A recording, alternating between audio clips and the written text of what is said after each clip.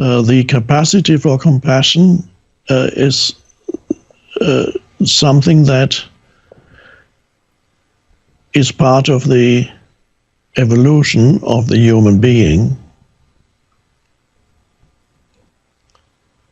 Humans, even nowadays, in this present time, there are still millions of humans who are so trapped in their egoic sense of self that they are incapable of sensing, feeling the reality of another human being. The word that we need to use here is empathy, which is closely related with compassion.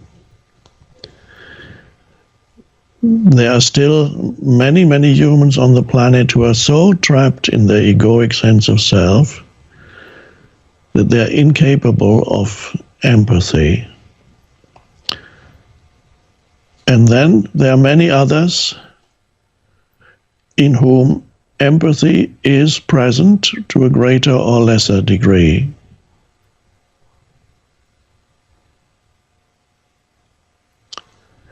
And without empathy, of course, there can be no compassion.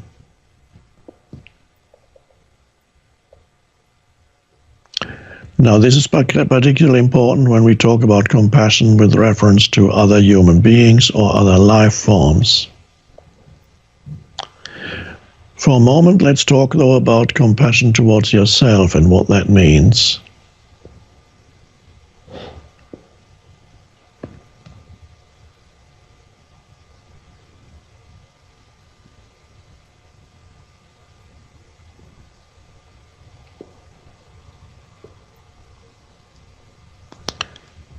Particularly as awareness begins to awaken in you, you become aware of your own patterns. You begin to become aware of your own behavior, not necessarily in the moment that it happens, but in many cases, those people who are beginning to awaken, the awareness is beginning to arise, those humans become aware, for example, after they have engaged in unconscious speech, unconscious behavior, reactive behavior, and suddenly they become aware, oh, that's what I did. I got completely taken over by anger. I got completely taken over by my overreaction. I said things to that person that I didn't really mean, that they just came out of my mouth, or I could even go to physical violence. I did that. How could I have done that? And many humans who are awakening are experiencing these times when they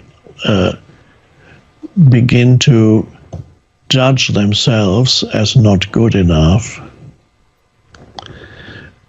So that is something to be aware of when as you begin to awaken, you become an observer of yourself to a greater or lesser degree, rather than just being totally identified with whatever comes into your head and whatever words come out of your mouth and whatever action you're engaged in. You're so identified that there's not the slightest space of awareness. Now, there's no point in talking about compassion towards yourself to people who are so unconscious.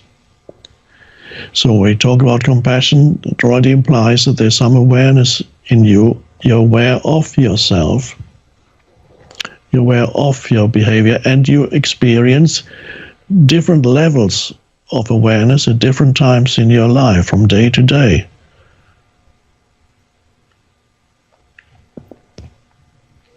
And then you become aware that there are times when you are unconscious. And usually then you wake up, so to speak, out of it and say, oh, got taken over by my pain body again.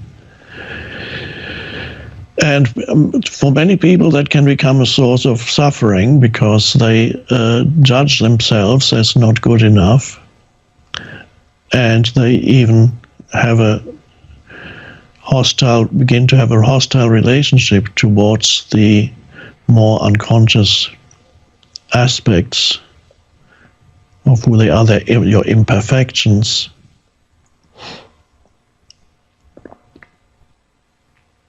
So compassion towards yourself is to still realize there are areas in your life where you're still unconscious,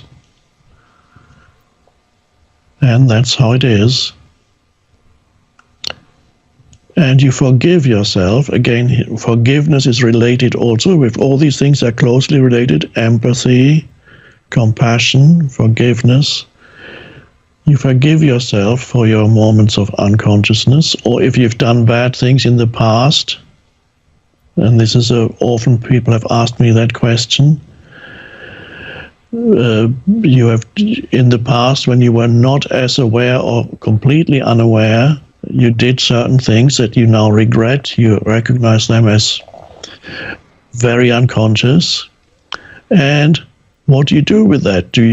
The compassionate way is to see that at that time you could not have acted differently because your actions reflected your degree of unconsciousness, unconsciousness.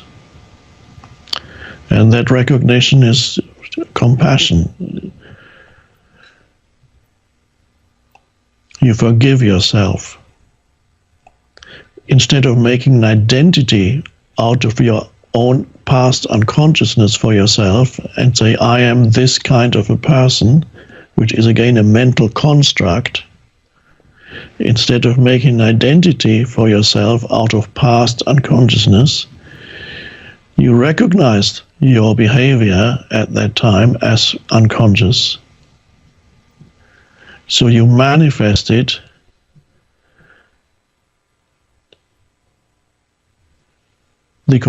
ultimately the collective unconsciousness that is in the human psyche, the collective psyche of humanity. And so when you don't make it into an identity, then you realize that it is not who you essentially are. And so you become compassionate towards yourself. But it also applies to the present. At the present time, not making impossible demands of perfection, and then you fall short. There are certain things, certain areas in your life that will never be perfect on the level of form. You cannot be a perfect human being on the level of form. There are always certain things that you are good at, other things you are not good at. That's fine, no matter how conscious you are.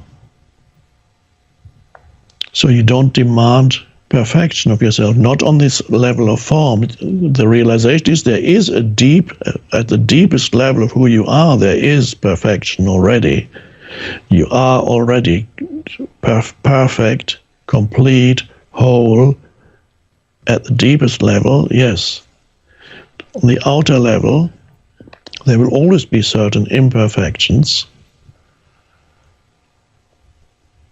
And so you have compassion with yourself as far as your imperfections are concerned, which does not mean that you actually indulge in behavior that is harmful to yourself or others and say, oh, that's okay, I am compassionate towards myself, so I continue to get drunk 3 times a week and beat up my wife, and I'm not just compassionate towards myself. This is not what I'm talking about.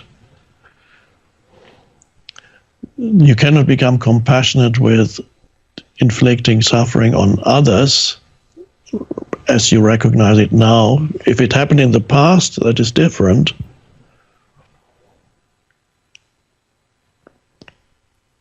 So there are some forms of behavior that need to be rectified through awareness, through presence,